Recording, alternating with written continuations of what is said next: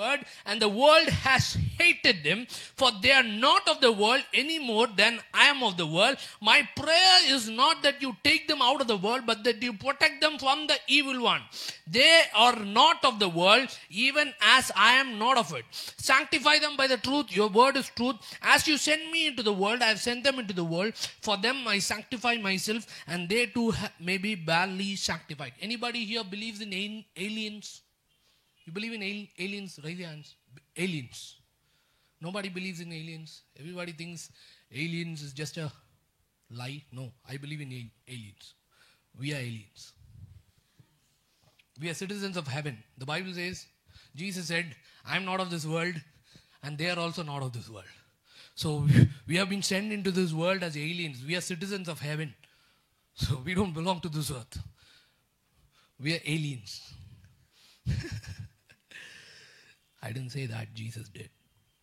20. My prayer is not for them alone. I pray also for those who will believe in me through their message, that all of them may be one. That all of them may be one. Father, just as you are in me and I am in you, may they also be in us, so that the world may believe that you have sent me. 23. I have given them the glory that you gave me, that they may be one as we are one. That they may be one as we are one. I in them and you in me, so that they may be brought to complete unity. So that they may be brought to complete unity. Daddy, I present this word before you. I pray that you will prepare the hearts and minds of your children to receive the word of God. That as the word of God is being released today, their hearts will be touched by your mighty Holy Spirit, and that their minds will be renewed and their lives will be transformed. That they will grow in love with you. That they will grow in passion with you. That their lives will not be the same after the message has been released. In Jesus' mighty name I pray. So, see, we all come from different backgrounds. We all have come from different families. We all come from different cities. We all come from different places. And we have been taught different things. We have been taught different things. Your parents would have taught you something. My parents would have taught me something. The church you went to would have taught you something. The church I went to would have taught me something. But the word of God is truth. That's final truth. So whatever other people taught us is not truth. We must always go back to the word of God and check what the word of God says. See, Jesus didn't die to form a religion. Jesus didn't die to form a social club. Jesus didn't die to create a bunch of people who will meet every Sunday morning to watch a show. Jesus died to build a family.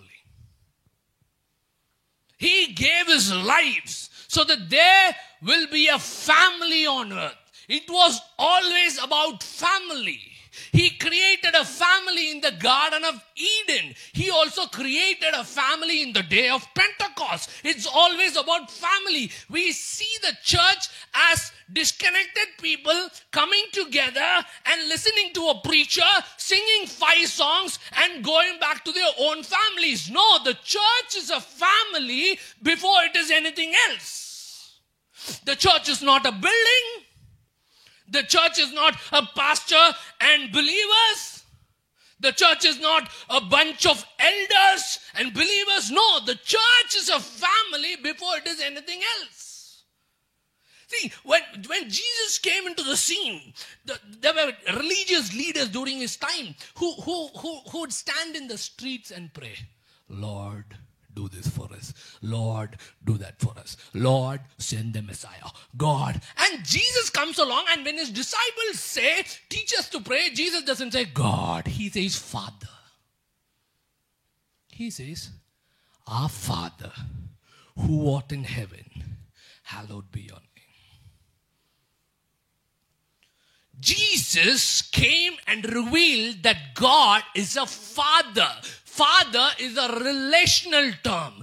Jesus came to build a family. He came to start a family of children of God who have the same Father, who have the same blood. See, we can differ based on our natural blood, but we all have the same spiritual blood. We have the blood of Jesus flowing through our veins. If you have said yes to Jesus, you are a child of God. If you have believed in the finished work of Jesus, you are a child of God. And when you become a child of God, the blood of Jesus is flowing through your veins.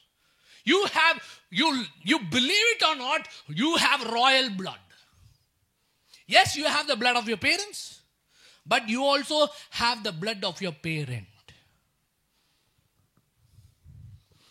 You have the blood of your father, mother, but you also have the blood of the Father. You have royal blood. You are not a normal person. You are a child of God. You are filled with the blood of Jesus. Not just you. Everybody who believes in Jesus has the blood of Jesus flowing through their veins. It's not just you. See, Jesus doesn't just save a certain kind of people. Jesus doesn't save people who are just short. Jesus doesn't just save people who are just fat. Jesus doesn't just save people who are fair. Jesus doesn't just save people who are dark. Jesus saves everybody. He doesn't see your caste background. He doesn't see your economic background. He doesn't care about anything because He died for everybody. And anybody who believes in the work of Jesus becomes a child of God, and we all become one family. Any thought of division in your mind is demonic. Any thought of division preached by the church, hey, they are Pentecostals. Hey, they are non-Pentecostals. That is demonic. Hey, they are from that caste. They are from this caste. That is demonic. That is anti-Christian nature. There is no more Jew or Gentile. There is no more male or female. There is no more slave nor free in Christ Jesus. We are all one in Christ Jesus. We are one family. We are one body. And any thought that comes against the unity of the church is demonic. Every thought in your head that looks at another believer and says, he's lesser than me, that's demonic. Any thought that tells you he's higher than me, that's demonic. We are all one. We are all children of God. You are my brother, you are my sister, I am your brother. We are all brothers and sisters. We have the same Father. See, Jesus, when He prayed, the passage we read is the prayer of Jesus, the final prayer of Jesus. See, when someone makes a final prayer before their death, you must understand that there is so much weight in it, because they will not waste words. Jesus never wasted words, but during His end, I believe there was more weight on His words, and this is what He repeated again and again, 3 times. Let them be one. Let them be one. Who? Them. Who are those them? The church. Believers. Children of God. Let them be one as we are one. Who are the we? God the Father, God the Son, God the Holy Spirit. So what Jesus is praying to the Father is for unity, as in the Trinity, to be formed in the family of God. We must not just walk in normal unity, we must walk in unity that mirrors the Trinity. See, I don't know how the Trinity works. I don't know how the Trinity works. How God is 3 and 1. I don't know. The Bible doesn't say decode the Trinity. Try to decode the Trinity. If I write a book about Trinity in the future, I won't decode the book, decode the Trinity. I'll write things like this, what I'm going to share now. I don't know why God is 3 in 1 or 1 in 3. Yes, God is 1, but God is 3. Yes, God is 1. That's the Trinity. It's a mystery. But there is something we can understand from the Trinity. There are revelations we can learn from the Trinity. If I ever write a book on Trinity, it will be based on the church. Because Jesus said, let them be one as we are one. The unity that's in the Trinity should be in the church. The unity that's in the Trinity should be in the family of God. What is that unity that's in the Trinity? Jesus doesn't fight with the Father. The Holy Spirit doesn't argue with Jesus. The Father will has never spoken a harsh word or a rude word to Jesus. The three of them, yes, they are one, but they are three. Yes, they are one, but they are three. They always walked in love. There was no jealousy. See, when the Father sent Jesus into the world, the Holy Spirit was not jealous because people didn't see the Holy Spirit. The Holy Spirit was inside of Jesus, working through Jesus. But the one people saw was Jesus. So the Holy Spirit didn't get jealous. Hey, everybody is loving Jesus. Everybody is appreciating Jesus. They are called the disciples of Jesus and not the disciples of the Holy Spirit. Nobody likes me. Nobody appreciates me. He didn't care. He didn't care about Jesus being appreciated because they were one. The reason you get hurt when someone else receives a promotion or when someone else is blessed, it's because you don't think we are one. You think of yourself as a separate person. Separation is wrong. We are all one. And we are called, the model for us, the model for the church is the Trinity. You will never find Jesus fighting with the Holy Spirit. You will never find the Father fighting with Jesus. You will never find the Holy Spirit fighting with the Father. They are always one. They are always one. In the cross, they were one. Before the cross, they were one. In eternity, they were one. When they created the world, they were one. They were always one. They never had a single argument. How many arguments have you had with people in the church? How many fights have you had with your fellow believers? How many times have you been hurt with your fellow believer? The reason you're getting hurt is because you're selfish, and selfishness is not love. How many times have you spoken a rude word, a harsh word over your fellow believer? How many times you have ignored a fellow believer, a fellow child of God on purpose? You ignore them on purpose. That's against the design of the family. Jesus said the family should have unity as in the Trinity, and in the Trinity there is no problem. In the Trinity there is no issue. They don't have any heart issue. They don't have any jealousy. They don't have any pride. They don't have any harsh words passed among them. They are always walking in love towards each other. They are always walking in honor towards each other. That's the design for the church. That's the design for the family. See, Paul brings a picture about the church and he says, we are the body of Christ. A body, he brings a physical body as an image to explain the church. The physical body has different parts. The physical body has different parts. I have 2 hands, I have 2 legs, I have 2 nose, 1 nose. I have 2 eyes, I have 2 ears, I have 1 nose, I have 1 mouth. Some of you, the reason God gave you 1 mouth is because you talk too much with that 1 mouth. If He had given you 2, you would be giving stories all the time. And people get bored with your stories. That's why God has blessed you with 1 mouth. Thank God for 1 mouth. Thank God for 1 mouth. So we have different parts. We have different parts in a body, but they are all part of one body. So if someone, wedding, on a wedding day, the bridegroom and the bride, they exchange rings. So where does the ring go?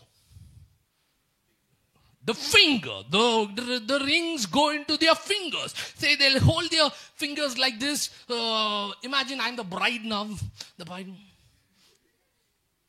So the bride is waiting for the bridegroom to drop the finger, and the bridegroom drops the finger. And she's like, have you ever seen a bride? If the marriage was planned without the desire of the girl, it may happen. But what if the girl desires the marriage? Will she do like this? But that's how some of us do. When one part of the body is being blessed, the other part is ignoring because it's jealous. One part of the body is being, nobody will put a ring on the nose. Nobody will put a ring on your eye. Nobody will put a ring on your leg for a marriage. On your wedding day, you're going to get a ring on your finger. That's one part of the body. But when one part of your physical body is being honored and valued and loved, every other part enjoys it.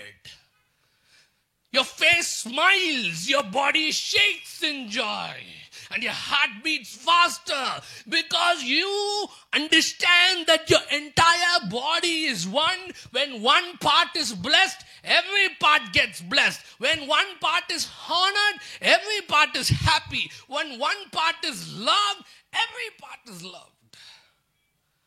But we see ourselves as separate individuals. That's why when someone gets blessed, when God blesses someone, you get hurt and you get jealous. That's because you think you're losing points when someone else gets points. No, we are all playing for the same team. When my fellow believer gets a point, I'm getting a point because he's playing for my team. See, we are all part of the same cricket team. Jesus is a coach. Jesus is a coach. And we are the players. If the first person gets into the ground and hits 100, and I'm just going to come down as the fifth batsman, and the first batsman, they go together and they hit 100 each, and the team score is 200, I'm not going to be sit there and thinking, no, I'm going to rejoice. Even if I don't bat, even if I don't get a chance to bat, I'm going to rejoice because I have a team spirit. The church doesn't have a team spirit because we don't understand family. Let him score runs. Let him get the man of match award. I don't want it. I'll just be happy posing for the last picture when the team gets the cup. I don't care if I get runs. If I get the bat, if I get a chance to bat, I'm going to hit my runs. But I'm not going to score runs thinking it's my runs. I'm going to score every run thinking it's the family's run.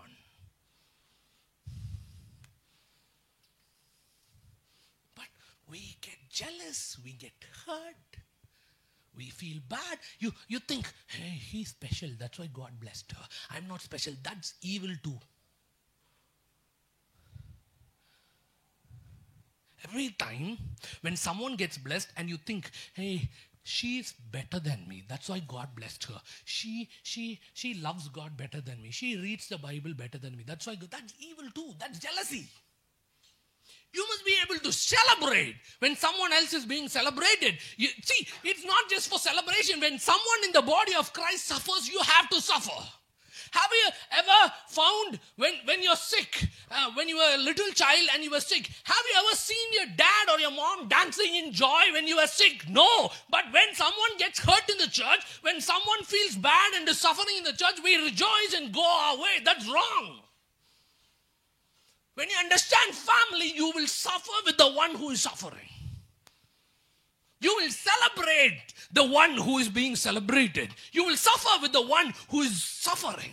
Like how a normal mini family, the natural family functions, the spiritual family should also function, but the spiritual family should not look at the natural family for the model. The spiritual family should look at the Trinity for the model.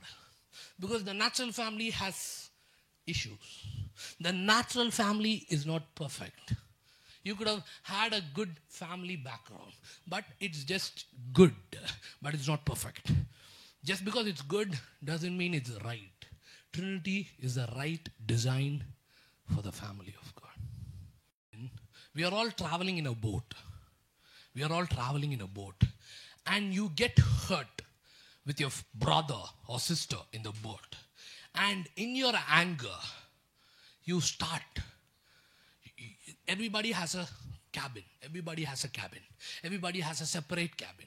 So Jackson has a separate cabin where he sleeps and he reads the Bible and plays guitar. And Andrew has a separate cabin where he sleeps, takes reds, and plays keyboard. So they have different cabins. We all have different cabins. Imagine Jackson gets hurt with Andrew. And Jackson is like, oh, tonight when Andrew goes for dinner, I'm going to go into Andrew's room and I'm going to break his room. So Jackson's a good boy. Okay. So this yes, no, not hypothetical.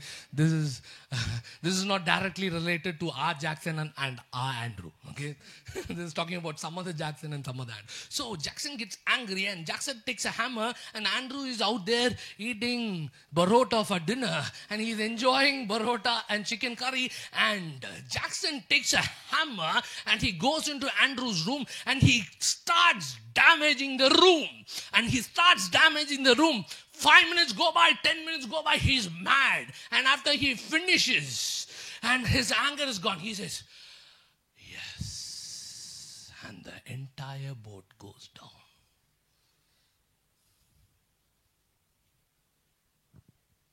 Because we are all traveling in the same boat. Putting a hole in Andrew's room is going to send Jackson's room down. Not just Jackson's room, even Jaren's room is going to go down. Jaren is sitting in her room and praying. But her room is going to go down. Why? Because Jackson got angry. When one person doesn't walk in line with God, everybody gets hurt. Because we are one family. Think about this in natural family terms. When there is a child in the family who is backslided, the entire family is in strain. When there is one person in the family who is into drugs or alcohol, the entire family is in pain. That's how we must be. We are one family.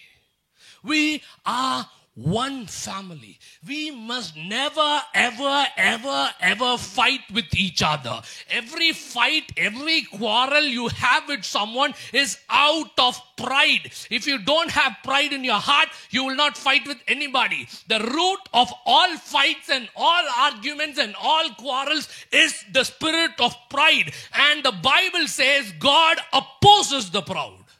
If you are humble, you will never fight with anybody. And especially in the body of Christ, in the family of God, there should not be any hint of fight or conflicts. We must be walking in love towards each other. We must have selfless love towards each other. We must have high honor for each other. There must be no fight. See, family don't fight with each other. Family fight for each other.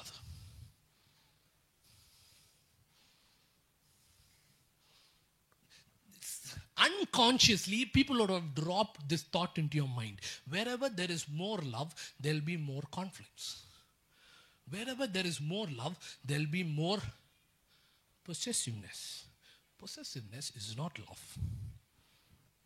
Wherever there is more love, there will be more fights. How many of you have heard families saying, we fight, but we get along together? Sorrow may come in the night, but joy comes in the morning. At night we'll fight. In the morning we'll all hold hands and praise God.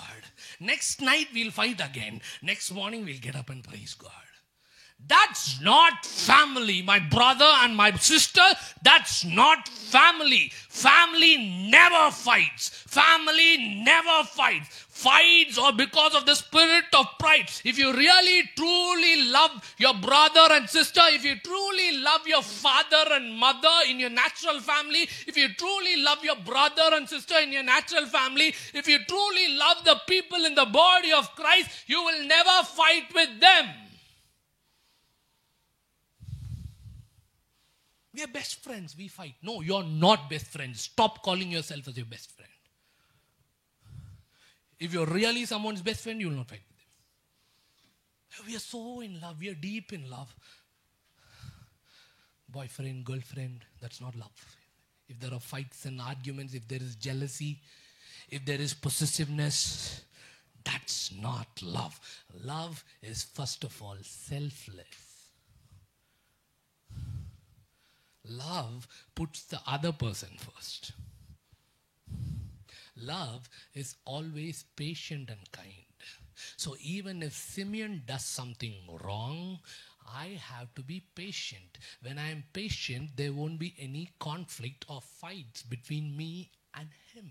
Even if he does something against me, I'm not going to fight him because the Bible says love is patient. So I don't have the rights to react. And the Bible says love is kind. I don't have the rights to be rude. How many of you have heard parents say, I'm telling this for your good? I got mad and got angry. And the next day your parents will come and say, I scolded you for your good. The Bible says love is patient and kind. We must be able to give correction and instruction in patience and in kindness. That's love. I must confront people with honor. I must confront people. Yes, we must confront, we must instruct, we must correct, we must rebuke, but it must be done with honor. A family is a family of honor.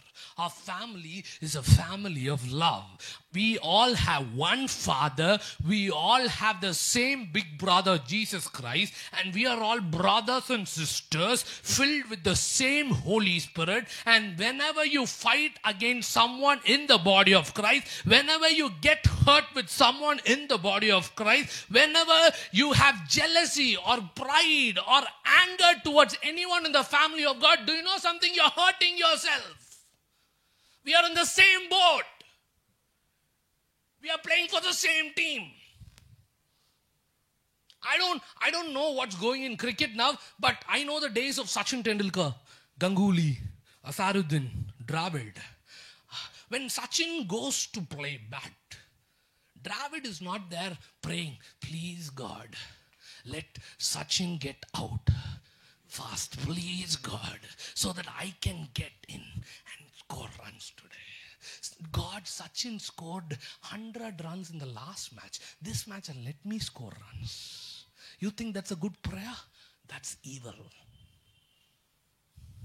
Most of you won't pray, let Sachin get out. You'll pray, Sachin got 100 in the last match. This match, God, give me opportunity. Bless me. That's evil. That's jealousy.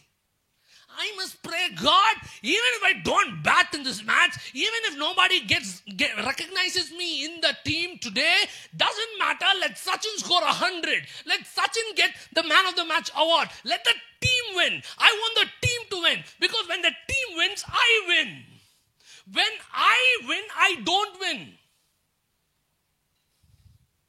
If Dravid goes to play, everybody else scores a duck, and Dravid hits his 100. God answers his prayer. 100, 10 wickets gone. And the opposite team is Australia. 10 overs, 104. Nobody gets out. Did Dravid win? Do you think Dravid will be smiling? Yes, I scored 100. No. The moment the match gets over, he'll feel bad. Some of you, if you stay like this, if you live like this, when the match gets over, when your life gets over, you'll feel bad. You'll feel bad. You're all one.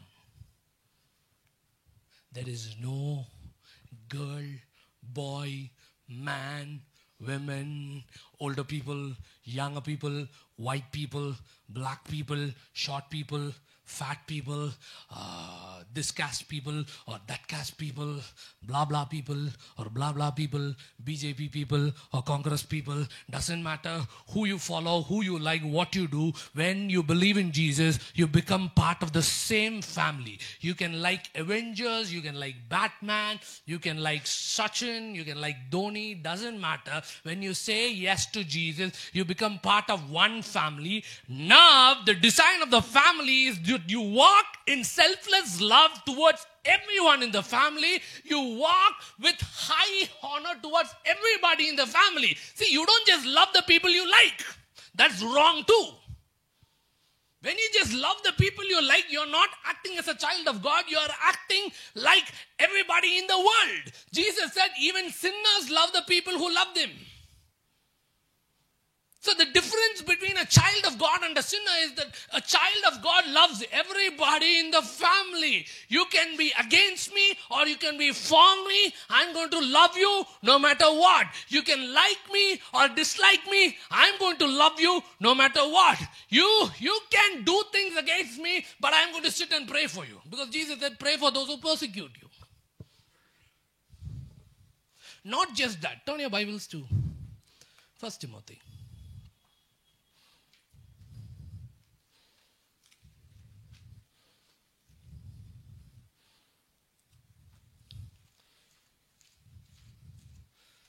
First Timothy chapter 5.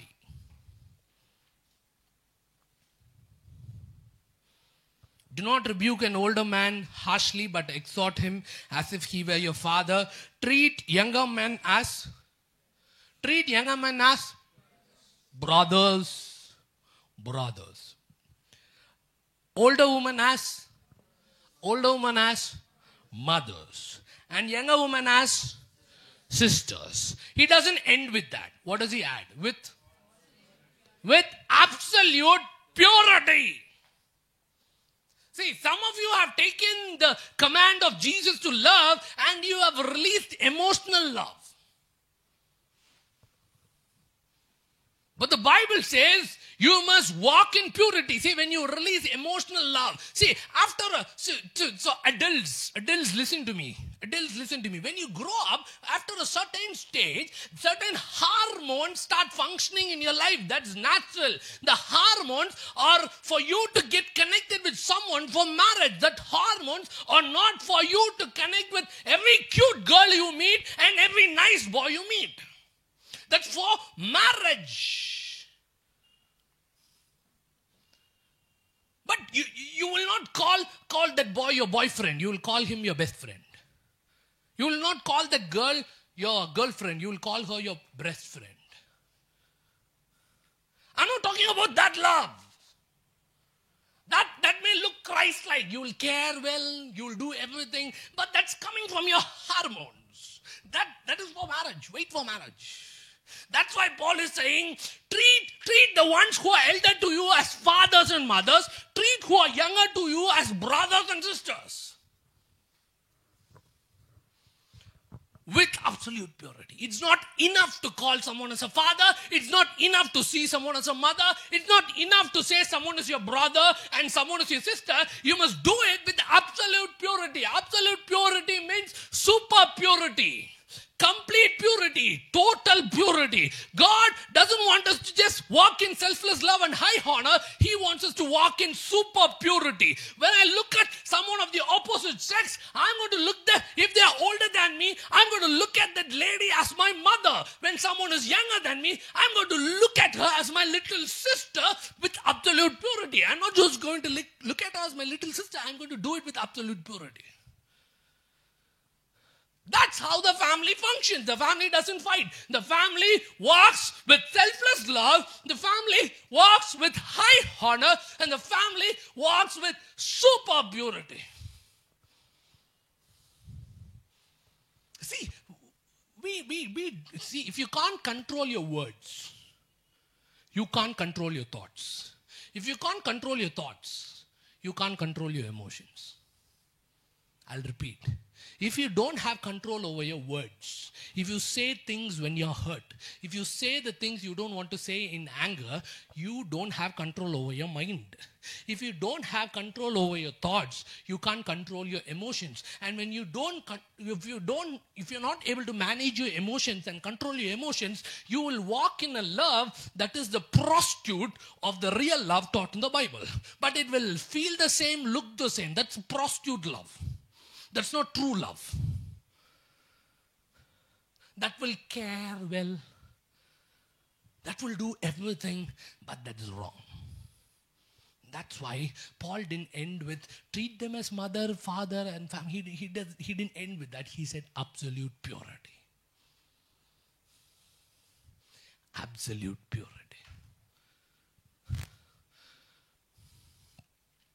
Turn your Bibles to John chapter 13, verse 34. John chapter 13, verse 34. John chapter 13, verse 34. A new command I give you. Love one another. As I have loved you, love one another.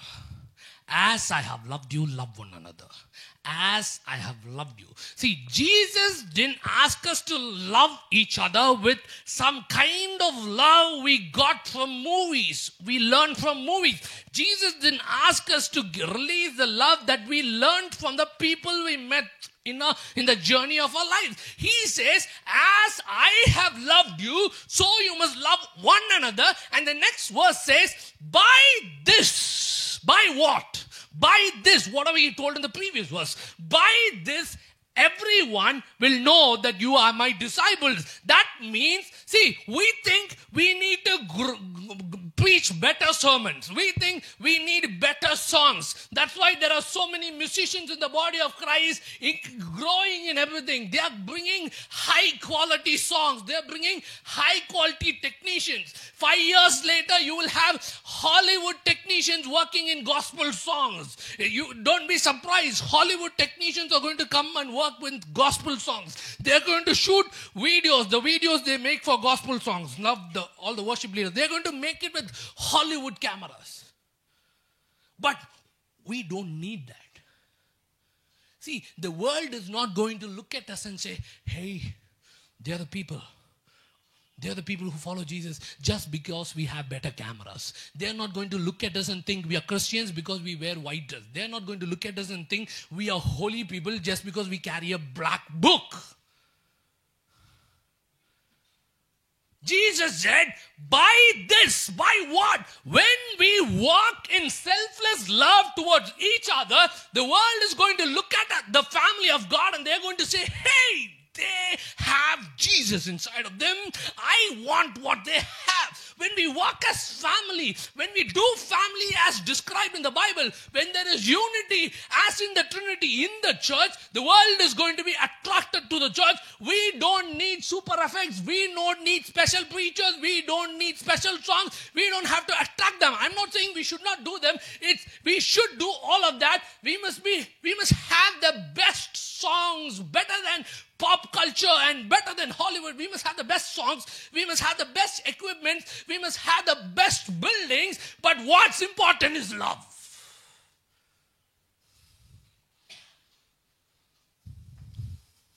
My love for my brother and my love for my sister is what shows Jesus to the world. That's when people have an encounter with Jesus. By this, everyone will know that you are my disciples. But we have tried to major in the minors and we forgot the major thing. The major thing of the kingdom is love. The major thing of the kingdom is love. Not better sermons, not better songs, not better dress, not better church services, not better meetings, not better equipment, not better anything, but better love for one another. That when we walk in love towards each other, with selfless love in our hearts and high honor in our hearts and with super purity in our hearts, when I treat my brothers and sisters right, in line with the word of God, in line with the Trinity, the world is going to run to the church like anything. They go to drugs, the reason they end up addicted to things, the reason they're into all this wrong lifestyle is because they have not found Jesus. And for them to find Jesus, we have to demonstrate Jesus to them. And the greatest display of Jesus, as described by the Bible, is me loving my brother. Yes, we are going to preach sermons. Yes, we are going to go out and preach the gospel. Yes, we are going to pray for miracles and God is going to work miracles and people are going to see those miracles and think this God they are preaching must be real. But the main thing is love. Jesus didn't say, by their dress code, you will know that they are my disciples. Jesus didn't say, by where they go on a Sunday morning, you will know that they are my disciples. Jesus didn't say, by how they spend their morning, by having one devotional book on one hand and Psalms on the other hand. Some of you just read Psalms. Anybody here? Just read Psalms, one Psalm a day. And when a bigger Psalm comes, you skip that Psalm. I'll go to next Psalm. This Psalm is very big. Oh, Psalm 119. God, please forgive me for not reading Psalm 119. I'll go to Psalm 120. No, he didn't say all of that. It's not about how we look. It's not about how we dress. All the things are add-ons. Yes, we must do all of them.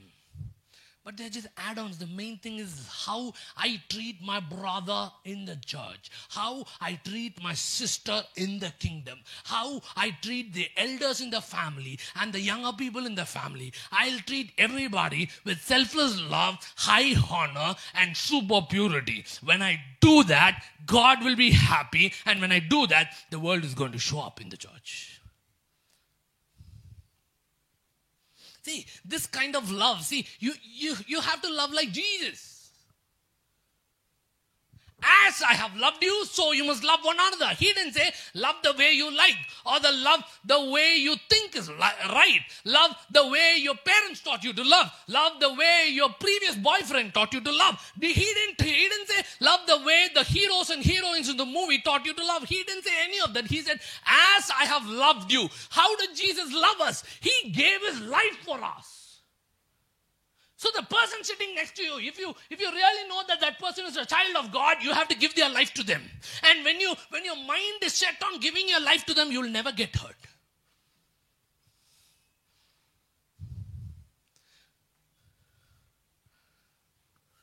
The reason you get hurt is because you want something from them. Jesus didn't ask us for anything. He gave his life. He didn't give his life thinking you will respond. One day Joe Martin will accept me and walk in my destiny and he'll be a very good boy in the kingdom. Jesus didn't die because by seeing Joe Martin's performance, Jesus died because he loved Joe Martin. It's not about how people are performing. Even when people don't perform right, I love. Because Jesus commands me to love. As I have loved you, you will love one another. Mine must have the eyes of Jesus. The eyes of Jesus always looks at other people and loves. And I must walk with the eyes of Jesus, loving everybody in the family with selfless love and high honor and absolute purity and super purity. I want to finish with a story. The story in the Bible. So there was this man called Saul. So this man called Saul, he hated Christians. He hated Jesus. He was the one who stood there when the people killed Stephen. Stephen was a good man. Stephen was a godly man. Stephen was a man filled with the Holy Spirit. He was a man who lived his life pleasing for Jesus. You must understand that just because you're living good and living right and living godly and doing the right doesn't mean people are going to come and appreciate you. People are going to stone you. If people stoned Stephen, they're going to stone you. So when you do the right thing and persecution comes your way and people accuse you, you can understand that you're doing the right thing. When a stone hits you, you say, thank you, Jesus. Thank you, Jesus, for the confirmation. Thank you, Jesus, for the confirmation. Thank you for the stones that are being thrown into my life. They are confirmations that I am walking in the right way. I'm walking to please you and live for you. So Stephen dies and the Bible introduced the character. It's at that time, Bible introduces the character Saul, the one we call Paul, the one whose name was changed later as Paul.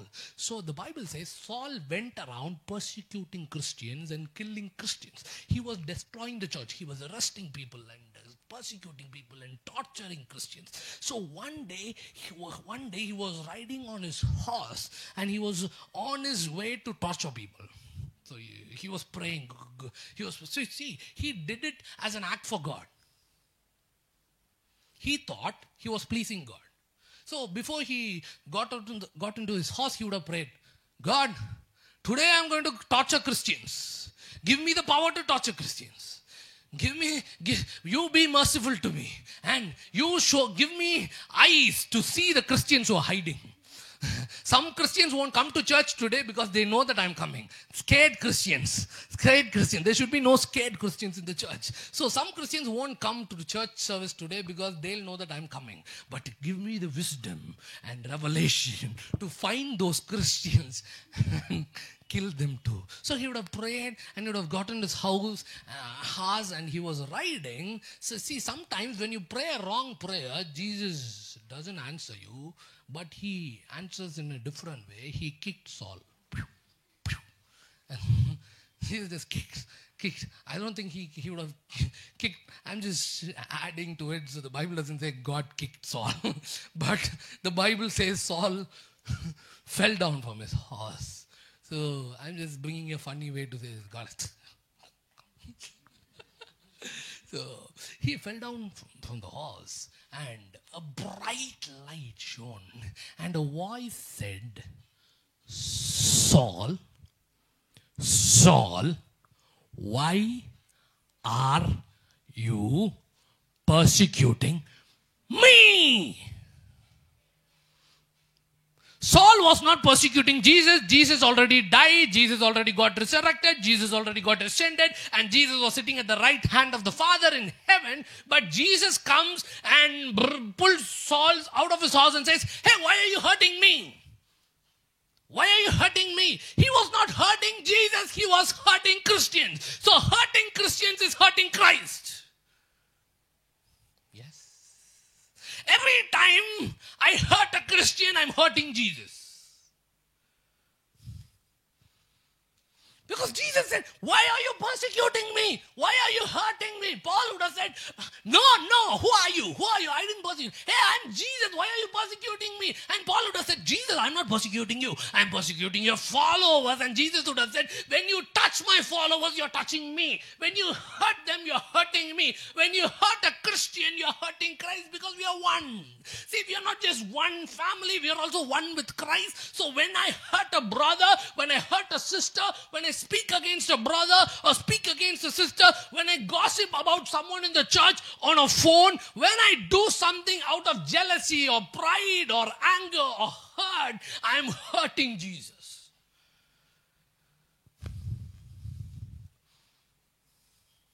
We are called to walk in love.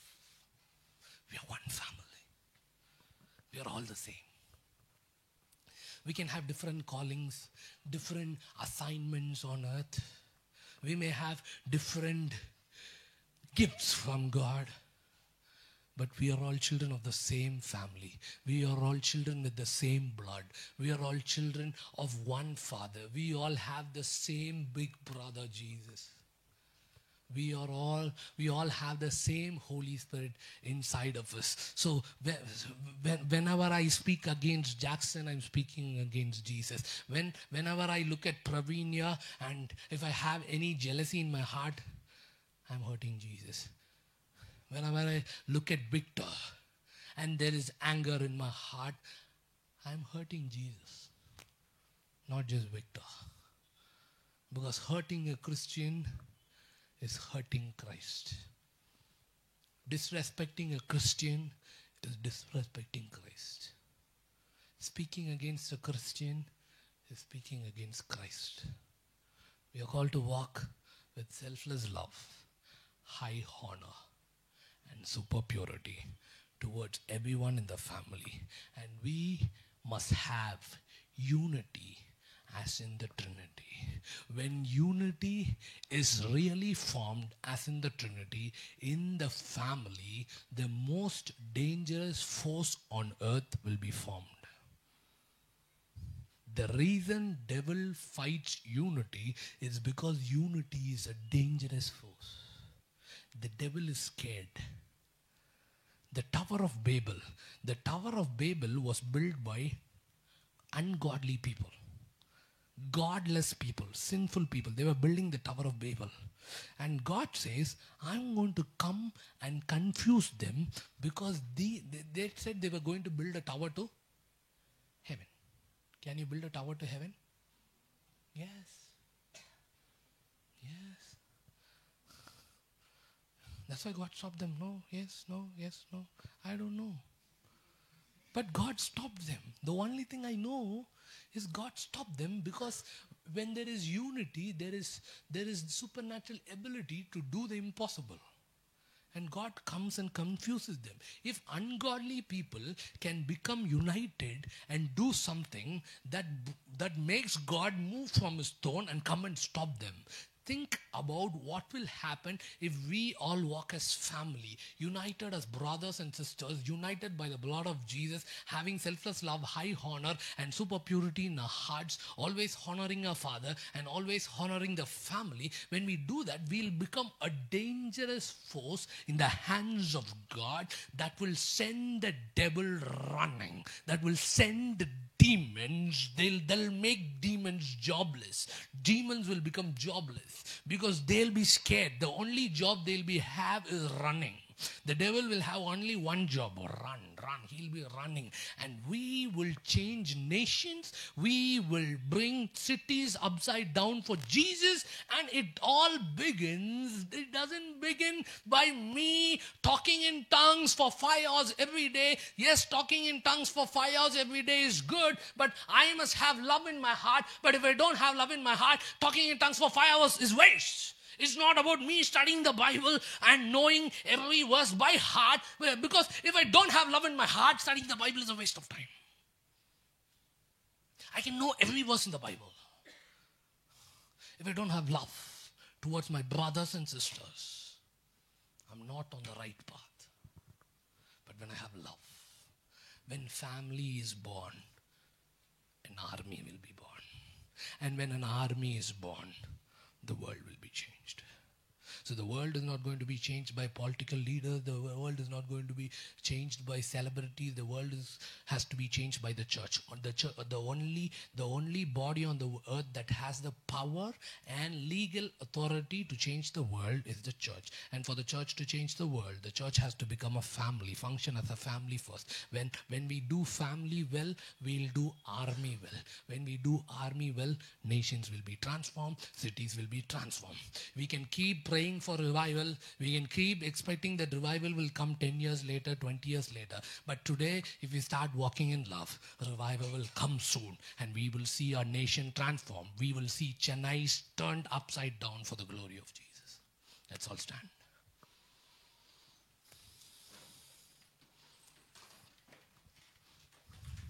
Father, thank you for your word. I pray that this word will align the hearts of all the children in this room. to the family. It'll align the minds of all the children in the room to your family. That they will start doing family right. That they'll start walking in selfless love, high honor, and super purity towards each other. That there will be no fights, no arguments, no pride, no jealousy, no lust, nothing that's sinful.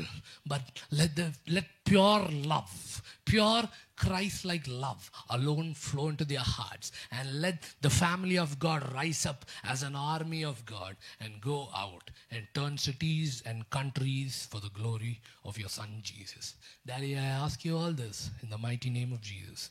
Amen. Let the love of Daddy God and the grace of our big brother Jesus and the sweet friendship of the Holy Spirit be with you all forever and ever. And all God's children said, Amen. You can all be seated.